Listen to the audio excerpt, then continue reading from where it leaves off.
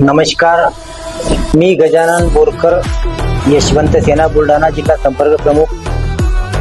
माझं गाव सारंगपूर, गट ग्रामपंचायत सारंगपूर, सारंगपूरवाडी आणि जैताळा. इथे भ्रष्टाचार दिसून आला, त्यामुळे मी 17/6 निवेदन दिले कलेक्टर साहेबाला की बा आमच्या निवेदनाची दखल घेऊन त्यांची समिती नेमून चौकशी करावी. त्यांनी 29 तारखेपर्यंत वेळ दिला होता. 29 तारखेच्या नंतर त्यांनी कुठलंच पत्रव्यवहार केलेला नव्हता. त्यामुळे मी सोनाटी येथे टावरवर जाऊन आंदोलन केले. पाऊस चालू असताना सुद्धा मी टावरवर बसलो होतो. हवा, पाणी, विजा. नंतर रात्रीला रविकांत तुपकर भाऊ व कर्मचारी अधिकारी यांनी समजूत काढून मला खाली उतरवण्याचा प्रयत्न केला, पण मला लेखी मिळाल्याशिवाय मी खाली उतरणार नाही त्यांना सांगितलं होतं. त्यांनी भारत साखळे साहेब, सीओ जिल्हा परिषद यांनी लेखी आश्वासन दिले व पाणी पुरवठा विभाग त्यांनी पण लेखी आश्वासन दिले. नंतर दुसऱ्या दिवशी मी बुलढाणा गेलो. बुलढाण्यावरून सीओ साहेबांना भेटलो. सीओ साहेबांनी लगेच फाईल तयार केली आणि हातोहात माझ्या हाती लेटर दिलं की तुम्ही हे पत्र घेऊन जा आणि त्याला पंचायत समिती मेकर, गट विकास अधिकारी यांना द्या. त्यांना सील करण्याचे आदेश दिलेले आहेत. तुम्ही जाऊन त्यांना पत्र द्या आणि सील करण्यात यावे.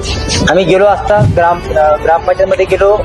सरपंच गजानन शेळके यांनी तिथे गोंधळ घातला. तुम्ही सील नाही करायचं, मग रेकॉर्ड तुम्ही शिफ्ट करणार नाही. सील नाही करायचं, मग रेकॉर्ड तुम्ही शिफ्ट करणार नाही. स्पष्ट नाही, विनंती करतो म्हणजे अजिबात नाही. तुम्हाला काही मेल नाही.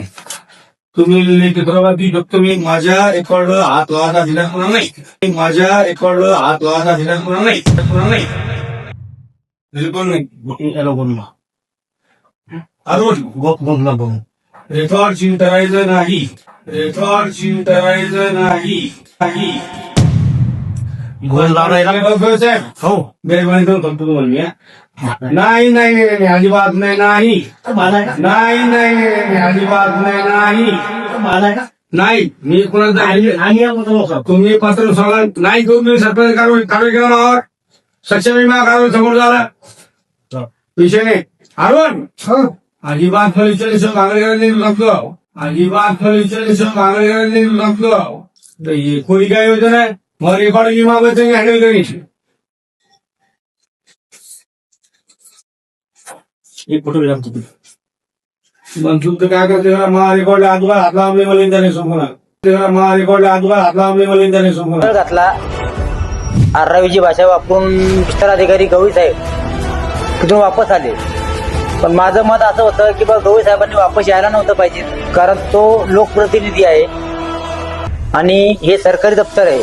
सरकारी दप्तर असताना त्यांनी सील करून नाही दिलं तर त्यांनी पोलीस प्रोटेक्शन घेऊन कामात अडथळा आणला म्हणून कारवाई करण्यात आली पाहिजे होती. पण यांनी कारवाई केली नाही व सील पण लावले नाही. आता पण तेच चालू आहे.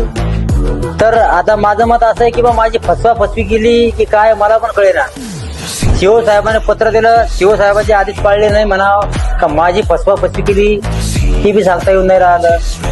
सीओ साहेबांचे यांनी आदेश पाळायला पाहिजे. तर सीओ साहेबांनी आता यांच्यावर शिस्तभंगाची कारवाई करण्यात यावी. गट विकास अधिकारी आणि विस्तार अधिकारी, ग्रामसेवक यांच्यावर शिस्तभंगाची कारवाई करण्यात यावी आणि सरपंचावर कामात अडथळा आणला म्हणून गुन्हा दाखल करण्यात यावा. जर गुन्हा दाखल नाही केला तर मी माझ्या जीवाचं काही बी करायला तयार आहे. जास्तीत जास्त यांनी 8 दिवसात मला न्याय देण्याचा प्रयत्न करावा. न्याय नाही मिळाला मी लोकशाही मार्गानं निवेदन देऊन आणि मी कलेक्टर साहेबांना पत्र पण दिलेलं आहे किंवा मला मरण्याची परमिशन द्या. त्यांचं पण आतापर्यंत कुठलं उत्तर आलेलं नाही. तर यावर जो कोणी याच्यात कारवाईमध्ये येईल त्यांच्यावर कारवाई करण्यात यावी हीच अपेक्षा करतो आणि थांबतो.